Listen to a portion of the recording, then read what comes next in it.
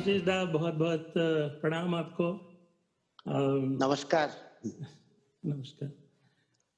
मेरा सौभाग्य जो आपने ये वार्तालाप करने के लिए समय निकाला।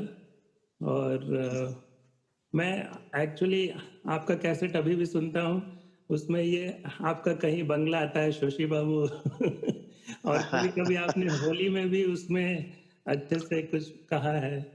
और ये मेरा और भी बड़ा सौभाग्य था कि आपने खुद ही कहा था कि आप मेरे पहले एक डिस्टेंट स्टूडेंट बनोगे। तो मैंने कहा आप मेरे प्रथम गुरु रहे हैं, तो क्यों ना एक अच्छी शुरुआत आपसे की जाए। आप सही कह रहे हैं, क्योंकि वो आज की बात नहीं है, 2 दशक से थोड़े कम हो रहे हैं। जी। और मेरे लिए बिल्कुल ये एकदम नया अनुभव था, क्योंकि मैं अपने यहाँ सामने विद्यार्थियों को सिखाने में इतना व्यस्त था कि स्काइप क्लास और ये सब क्लासेस में मैं बहुत रुचि भी नहीं लेता था कि हो। अब मुझे लगता था कि ऐसे कैसे सिखाऊंगा सामने बिना बैठे। लेकिन आपने मेरे लिए एक तरह से रास्ता खोल दिया है। और अब तो मैं काफ़ी जब भी आती है कोई बात तो ऑनलाइन बहुत करना ही पड़ता है। इवन अब तो चूँकि ये एक ऐसा समय आ गया है कि मुझे तो देश के अंदर क्या अपने शहर के अंदर के लोगों का क्लास भी ऑनलाइन लेना पड़ रहा है, जो मुझसे 2 किलोमीटर दूर भी हैं, क्योंकि लॉकडाउन है। लॉकडाउन। और नहीं सामने आने के लिए हमने एक नियम बनाया हुआ है कि नहीं किसी को भी आने नहीं दूँगा जी। या कहीं मैं जाऊँगा नहीं। तो ऐसी स्थिति में ऑनलाइन का भरोसा है। इस ऑनलाइन की शुरुआत आपसे हुई थी। बहुत अच्छा लगा आपसे ये सब बातें, पुरानी बातें शेयर करने में अच्छा लगता है। जी। तो कैसेट में मैं जब भेजा करता था तो वो शुरुआत में तो बड़ी दिक्कत होती थी, क्योंकि आप जानते ही, आप खुद ही इस बात को कह भी चुके हैं कि सामने कोई बैठा ना रहे, एक धुंधला रहे और उसमें बताना कि ये सीखना है, ऐसे गाना है। जी। और साथ में ये भी एक अनुमान लगाते चलना है कि यहाँ गलती हो सकती है। बिल्कुल। ये जहाँ पे ये हरकत है यहाँ गलती हो सकती है, तो उसको हल्के से थोड़ा जी। फैला के, जी। थोड़ा और बड़ा करके, थोड़ा रुक करके उसको समझा के करना, जी। जिससे कि सीखने वाले को उसी जगह पे, अब मुझे तो चूँकि अनुभव सिखाने का पुराना है, जी। तो मुझे ऐसा पता था कि यहाँ गलती होने की संभावना जी। ज़्यादा है या यहाँ सीखने वाले को दिक्कत आएगी। तो मुझे ये याद है जो आपका सिखाने का जो अनुभव होता है जी। आपने जो षड्ज भरने से जो चालू किया था, उसके बाद हाँ। फिर छोटे-छोटे ख्याल और उसमें आहिर भैरव का मुझे याद है आपकी बात अभी भी गूँजती है कान में कि जो रे सा नी ध प म करके आते हैं नीचे ऊपर से, हाँ, हाँ। तो आप हाँ, हाँ। कहते हैं कि ये ध्यान दीजिएगा ऋषभ कोमल है और निषाद भी हुँ, कोमल है, उसको ठीक से लेना। हाँ, हाँ। वो और याद। कोई भी छोटी हरकतें होती है ना, तो हमको ऐसा लगता है कि यहाँ एक गलती होने की संभावना बन रही है, या कुछ यहाँ पे छोटा-सा एक सिनेरियो तान है, जी। तो इस जगह पे उस तान का गलती होने की संभावना है। जी। जी। तो जो तेज़ है उनको हो जाता है, और जो नहीं उनको थोड़ा, कुछ लोगों को थोड़ा-सा वक़्त लगता है। तो अब जो सामने बैठा ही नहीं है, तो हाँ। मुझे पता ही नहीं चल पाता है कि ये जल्दी सीखेंगे या नहीं। जी। तो ये अनुमान लगाते हुए एक कल्पना में एक विद्यार्थी को सामने रखते हुए सिखाना, ये एक चैलेंजिंग होता है थोड़ा, अच्छा लेकिन प्रयोग मुझे था। अच्छा लगा। अच्छा प्रयोग था। वो आपके गुरुजी की रचना थी जो पैया पढ़ूं मैं तोरे, वो 2 लाइन थोड़ा हाँ जी, दीजिए। यहाँ। आई भैरव में जो मैंने सिखाया था। जी। जी। सुबह का वक़्त और इससे अच्छी शुरुआत।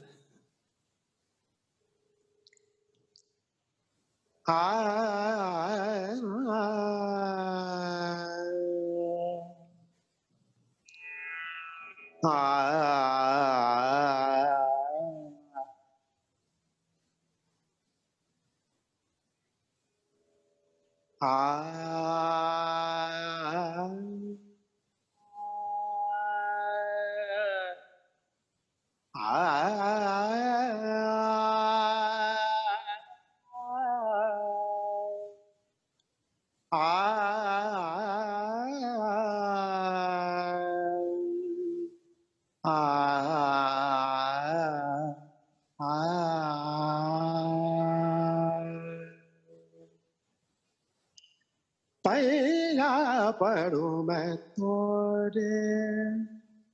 अब ये पैया धनि सा नि ध प म, तो ये जो पैया पढ़ूं मैं तोरे, ये माने धा सा नि रे सा, क्या बात ये पैया पढ़ूं मैं तोरे, ये पैया पढ़ूं मैं तोरे, ये जाव जहाँ सारे रहना। मैं यहाँ तो हमें लगता है कि लोग थोड़ा चूक सकता है विद्यार्थी, तो रहना रहना गामा पधा नि ध प, गामा पधा नि ध प म ग प म ग।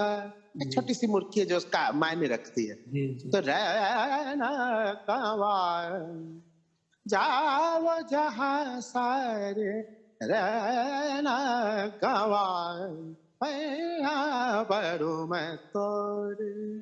क्या बात का जानो मन के बेथा मोरे, का जानो धनि सा निधमा निधपमा, का जानो मन के बेथा। अब भैरव का रे है, रे भैरव का रे आंदोलित दिखना चाहिए। जी मन के बेथा मोरे, का जानो मन के बेथा मोरे, का जानो मन के बेथा मोरे, का जानो मन के बेथा मोरे, तड़पत तड़पत रन मोर बेते, तड़पत तड़पत रन धध मोरे, पध सन दब मोरे बेते गप मार। क्या बात तड़पत रन मोर बेते, पैया पढ़ूं मैं तोरे, ये पैया पढ़ूं मैं वाह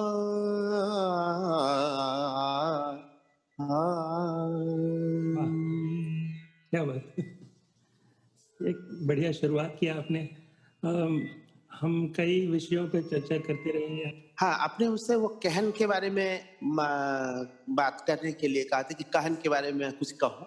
जी ऐसे तो कहन मतलब होता है कहने का ढंग, किस बात को किसी तरह से कहा जाए, जी उसका एक अंदाज। तो हर एक व्यक्ति के कहने का अंदाज कुछ कुछ फर्क होता है, जी और कम्युनिटी वाइज भी अलग होता है, स्थान पर भी डिपेंड करता है, और उसकी मनस्थिति पर डिपेंड करता है। हाँ, जल्दी चलो जल्दी चलो, तो अपना कहने का अलग अलग ढंग हो सकता है। ये- और वही जल्दी चलो का जल्दी चलो, मतलब अब वो जल्दी चलो छोटे बच्चों से, तो जी अलग अलग प्रकार के लिए अब जल्दी चलो का इतना हो सकता है। तो इन सब चीजों को काकू कहा जाता है। काकू जो पहले प्राचीन अर्थ में था वो दूसरा अर्थ था, हाँ लेकिन धीरे धीरे बदलता गया समय के अनुसार, आके पिछली शताब्दी में आके काकू शब्द से हुआ कि कहने का ढंग। अलग अलग काकू का प्रयोग करके उसके कहने के ढंग को, उसके शब्दों के कहन को थोड़ा और प्रोमिनेंट किया जाए, जी या उसमें और थोड़ा भाव कैसे डाला जाए, जी कहने का वास्तविक उसके पीछे का जो अर्थ है उसको समझाया कैसे जाए, इस पर आया। ओके कहन भी ले दे के वही बात है। हाँ तो बंदिश की कहन तो अब कलाकार केवल स्वर का ज्ञानी नहीं हो सकता। केवल स्वर का ज्ञान होगा तो कलाकार हो जाए, ये आवश्यक नहीं। हाँ स्वर के ज्ञान के साथ साथ उसको उसके साहित्य का ज्ञान हो। जी साहित्य का मतलब है कि जो बंदिश में शब्दों का प्रयोग किया जाए उसके सब सारे अर्थों का उसको पता हो, और शब्दों के सहारे जो कहते हैं कि इमेजिनेटिव पार्टिसिपेशन। जी अब जब एक कल्पना से आप एक छवि क्रिएट कर लेते हैं अपने दिमाग में कि ये ऐसा हो रहा होगा, चाहे वो कृष्ण राधा का हो, चाहे नेचर का हो, चाहे भगवान का हो, कुछ भी एक जो भी एक कल्पना से आप बना लेते हैं, जी तो उन छोटे से थोड़े से शब्दों को आप उस कल्पना को और ज्यादा उसको फैलाने में कल्पना को और प्रसारित करने में, कल्पना को और व्यक्त करने में, ये अभिव्यक्ति या अभिव्यंजना शब्द आती है, इसके सहारे मैं उसको संप्रेषित करता हूँ अपने श्रोताओं तक, कानों तक पहुंचाने की, और उसके दिमाग में अपनी कल्पना को प्रेषित करने का। तो ये जो माध्यम है, ये स्वर बनता है, और जो शब्द है और जो कल्पना मेरे दिमाग में है, उसको किसी तरह से उसके कानों तक पहुंचाना है। तो जो गवैया है, उसके पास एक बहुत बड़ा हथियार है कि वो उसके पास शब्द भी है। हाँ तो शब्दों को अगर ठीक ढंग से कहा जाए, जी अब जाके अपन गज पकड़ मोर बैया, तो अपने गज पकड़ मोरी बहिया, कितना खूबसूरत सा एक पतला सा कोमल सा मनोभाव हो।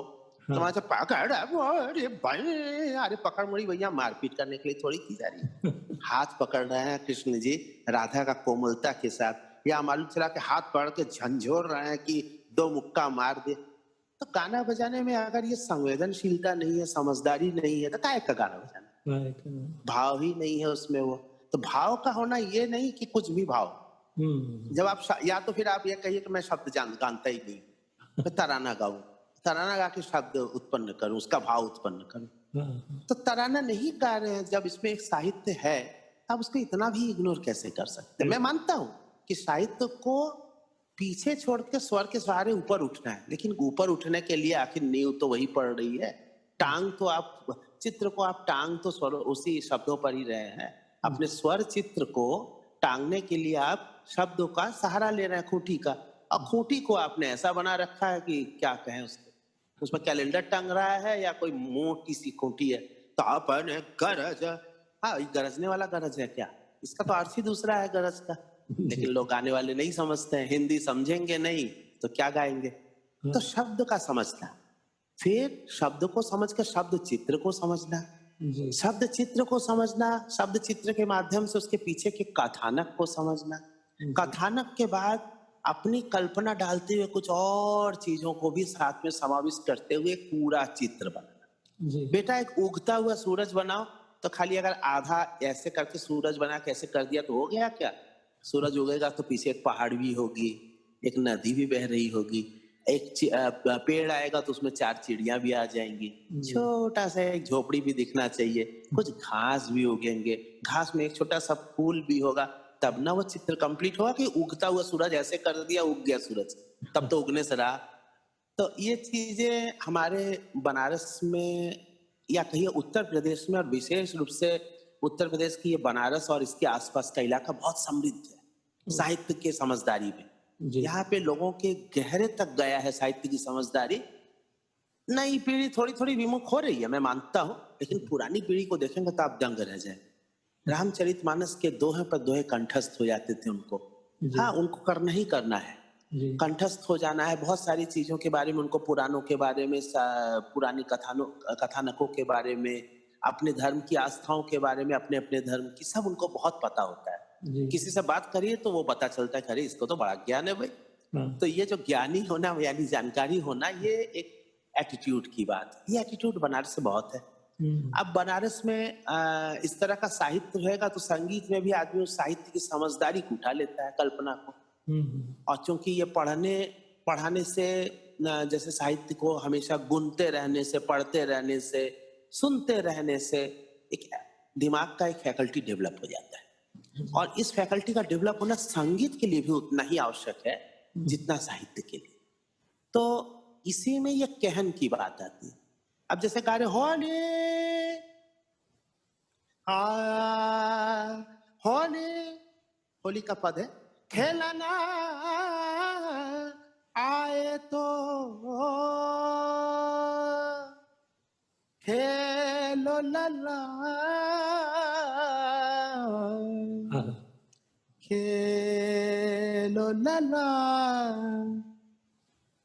होली खेलना आए तो खेलो लला, क्या बात खेलो तो क्या करो, गारी गारी न दे हो, गारी न दे हो, गारी गारी ना दे हो, गारी गारी न दे हो, गारी न दे हो, गारी गारी न दे हो, गारी न दे हो, गारी ना दे हो, ना ना दे हो, क्या बात। ना ना ना दे हो। आपको भाव समझ में आएंगे। गाली देने के लिए एक बार डांटा भी जा रहा है और मन ही मन सोचा जा रहा है, आहा हा, इसकी गाली भी कितनी मीठी है, चलो गाली ही दे दे। कृष्ण ही तो है, कृष्ण ही। कृष्ण के सब कुछ मधुर है। अधरम मधुरम वदनम मधुरम। हाँ, जी। तो उसके कृष्ण की गाली कैसे अमधुर हो सकती है? थोड़ा गाली ही दे दे। लेकिन आए हो रे खेलना, आए तो खेलो लला, आहा। गारी न दे हो। लाड़ पड़ रहा है अंदर से। जी। वे जसोदा के पुत्र के रूप में कृष्ण को देख रही गोपियां। जी। तो जसोदा के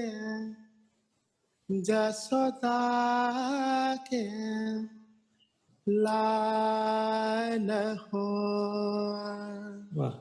हो रे खेलना आए तो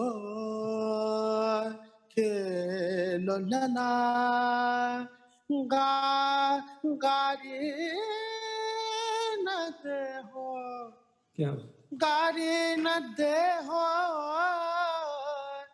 गारी न दे हो, हाँ, गारी न दे हो। अब दे हो, दे हो,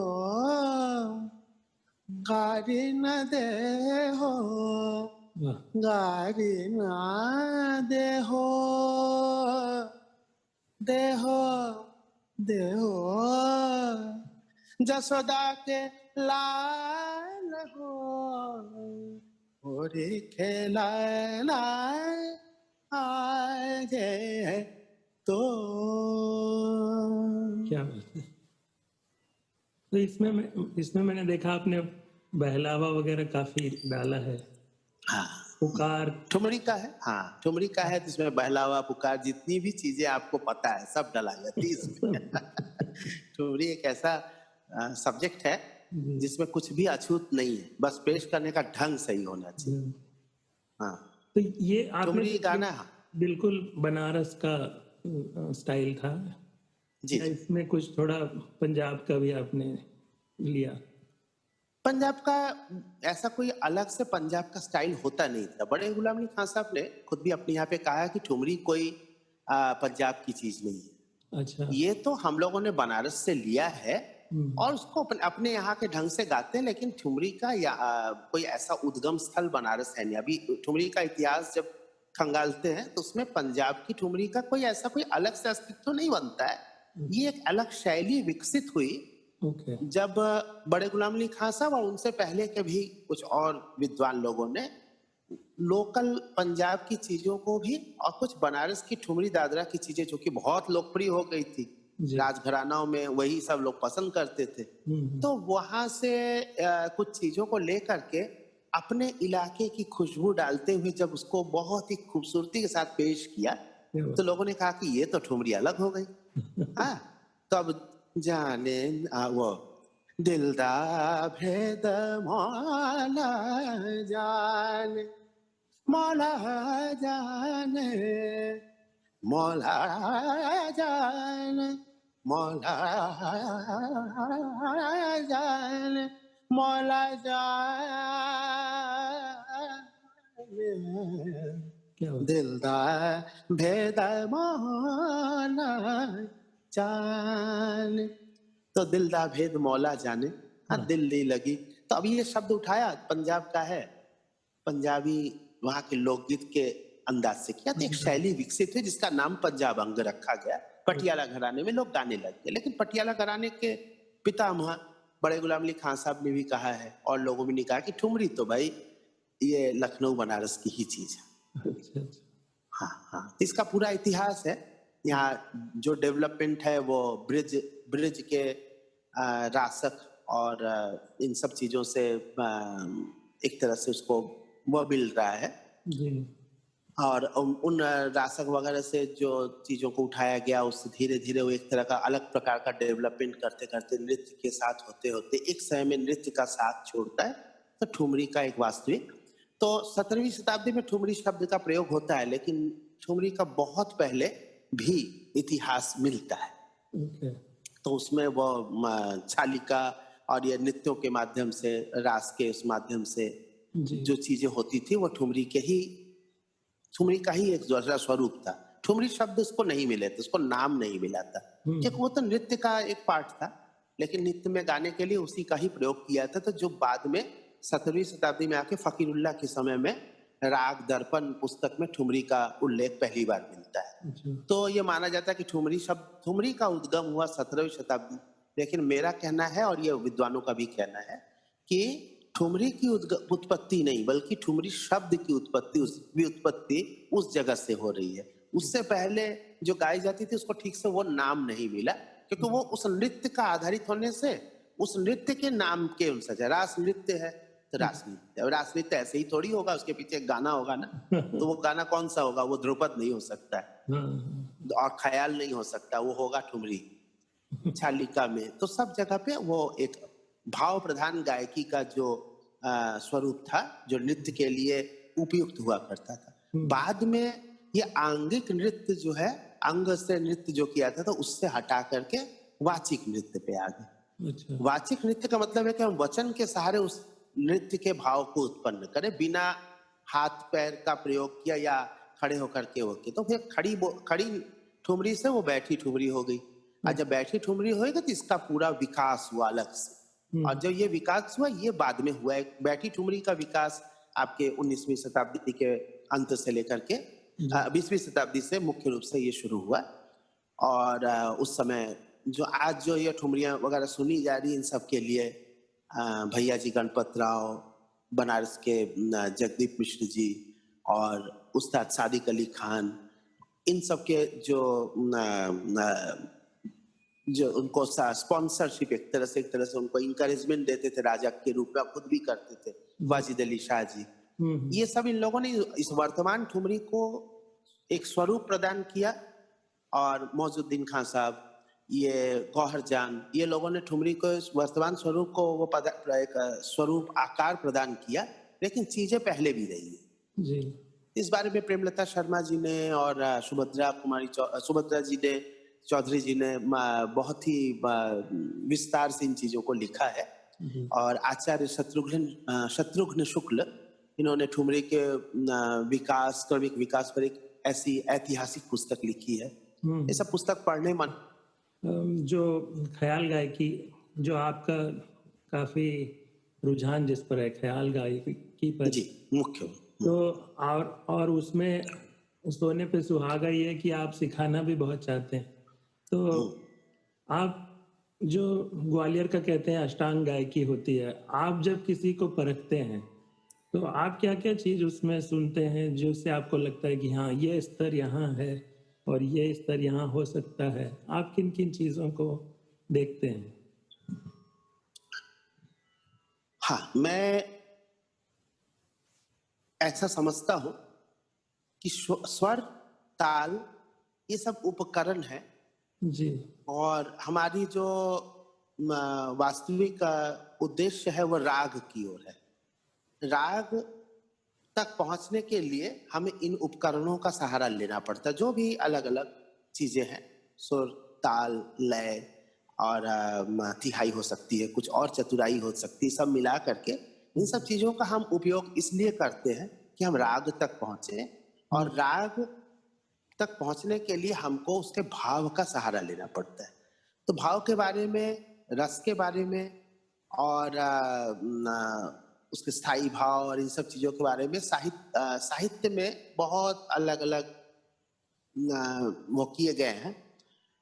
संगीत में भी जब इन सब बातों का जो डिस्कशन या विचार विमर्श होता है, उसमें साहित्य से ही रिलेट करते हुए इन चीजों पर डिस्कशन होता है। जैसे किसी एक रचना पे उसमें कौन सा भाव है, उसका स्थायी भाव क्या है, उसमें नायिका भेद क्या है, और उसमें रस कौन सा उत्पन्न हो रहा है, ये सब चीजों के बारे में जब 9 प्रकार रस और ये सब हो गए, तो इन सब के बारे में जब बातें होती है, तो हम बजाय उसके सांगीतिक स्वरूप को ले लेके उसके साहित्यिक स्वरूप को ले लेते हैं और साहित्य की चर्चा पर लग जाते हैं। तो ये साहित्य की चर्चा जब करने लगते हैं, तो फिर वो थोड़ा सा एक पक्षी हो जाता है।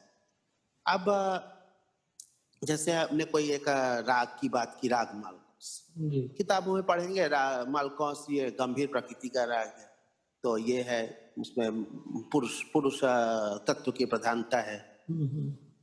फिर बाद में जब बंदिश गाते हैं तो मालूम चलता है उसमें गा रहे मुख मोर मोर मुस्कात जात।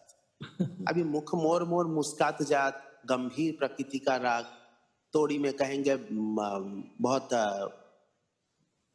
वीर रस का है उसमें, लेकिन उसमें भी कुछ और मिल जाता है। शंकरा में ऐसा बोलते हैं, तो उसमें ऐसो ढीठ लंगर करत बर जोरी आ जाता है। तो बोले ये सब भाव जो आ रहती है, मेल नहीं बनता ठीक से।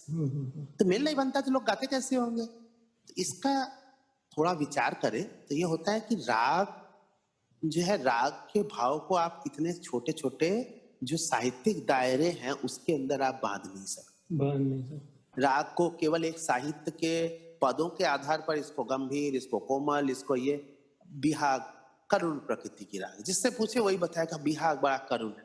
काहे का करुण है? लटो लझी सुलझा जवालम, लटो लझी सुलझा जवालम, ये करुण है? हाथों में मेहंदी, ये तो कहीं भी से कहीं नहीं, हाथ में मेहंदी लगी, सब गाते हैं और बिहाग को करुण बताते हैं। तो इसका क्या मतलब हुआ? तो ये कुछ ऐसा ही बात है जैसे हम अगर बोले कि शशि जी बहुत गंभीर प्रकृति के इंसान है, तो क्या गंभीर प्रकृति तो हंसते नहीं है क्या? गंभीर प्रकृति के क्या बच्चों को डांटते ही रहते हैं? क्या वो बच्चों से खिलवाड़ नहीं करते?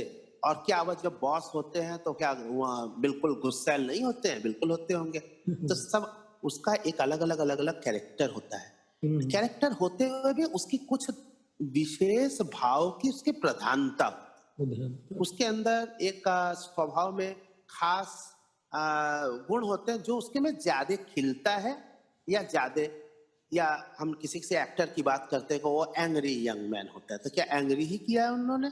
उन्होंने तो बहुत हंसी के रोल भी किए हैं, कॉमेडियन के भी रोल किए हैं और बड़े अच्छे कॉमेडियन भी माने जाते हैं, लेकिन उन पर एंग्री यंग मैन वाली बात फबती ज्यादा है, सूट ज्यादा करती है, और कॉमेडियन पर भी करती। तो ये तो अगर आपके पास वो चरित्रगत विशेषता है तो आप अलग अलग भावों को, अलग अलग शेड्स को क्रिएट कर लेते हैं। तो राग भी हमको वही ऑफर करता है कि आप राग को किस हिसाब से देखें, इसको साहित्यिक भाव के साथ जोड़ना ही नहीं। अब वो जब हम किसी परफॉर्मेंस किसी का सुनते हैं तो पहली बात तो दिमाग में बहुत बेसिक बातें आती है कि वाह क्या स्वर में गा रही है या स्वर में गा रहा है। फिर होता है कि ताल का बहुत पक्का है, ताल में जब भी सम ले रहा आ जा रहा, फिर लयकारी भी बड़ी अच्छी दिख रही, कैसे कैसे लयकार, क्या इतना काफी है क्या? स्वर अच्छा होना ही गायक, लय अच्छा होना ही गायक, ताल अच्छा ही गाना नहीं। फिर हम लोग देखते कहते कि रागदारी अच्छी जा रही है, सिस्टमेटिक भी है, और एक और अब सिस्टम की भी बहुत अलग अलग बातें। अब किसी जगह किसी देश में नियम बना है कि बाईं ओर से चलना चाहिए, कहीं और देश में गए तो बोले दाहिनी ओर से चलना चाहिए, राइट हैंड ड्राइव है, कहीं पर लेफ्ट हैंड ड्राइव है। तो लेफ्ट हैंड वाला राइट हैंड वालों को क्या वो उल्टा और बेवकूफ समझेगा, या राइट हैंड वाला लेफ्ट हैंड को नहीं, मेरा सिस्टम है, अपना सिस्टम। तो मेरा अपना सिस्टम है कि हम लेफ्ट से चलेंगे, लेकिन मैं किसी राइट हैंड वाले को देख रहा हूँ तो मुझे लगेगा कि अरे वाह, राइट में भी उसके पास अपने सिस्टम में वो कितना खूबसूरत काम कर रहा है। तो सिस्टमेटिक एक होना।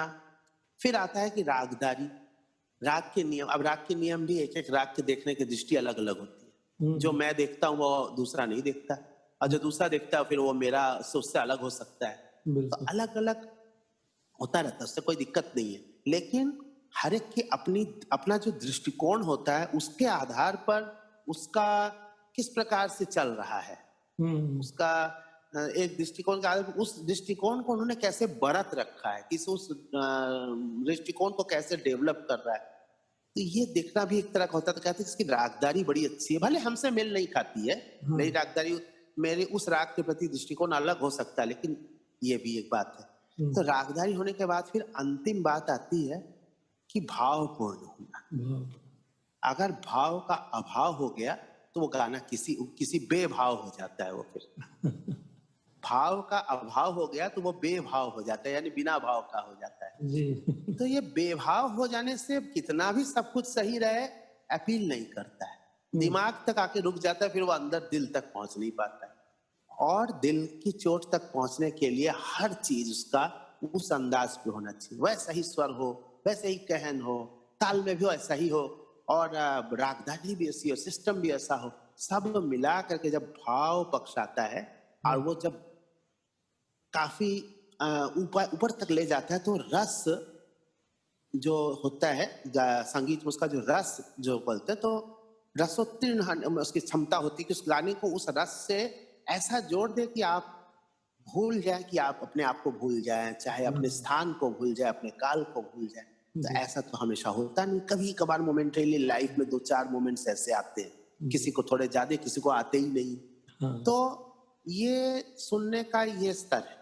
पहला तो किसी को सुन लिया कि स्वर में है, बहुत है, चलो अच्छा स्वर पे गा रहे, तो वह नहीं, ताल वाल पक्का है कि नहीं, फिर और आगे चले करते करते जब रस पर बात पहुंचती है, तब जाके लगता है कि हाँ ये महान है, ये महान गायक गायिका है। तब इसकी समझदारी सुनने वालों की भी होनी चाहिए, गाने वाले की तो ऑफ कोर्स होगी, सुनने वाले की भी होनी चाहिए।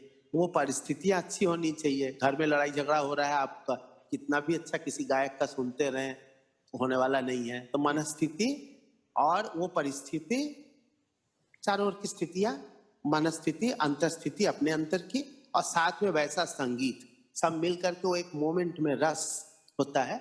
उस रसोत्पत्ति जब हो जाती है, तब सब कुछ आनंदमय हो जाता है। वो आनंदमय होना ही संगीत का सबसे बड़ा गुण है। क्या बात है।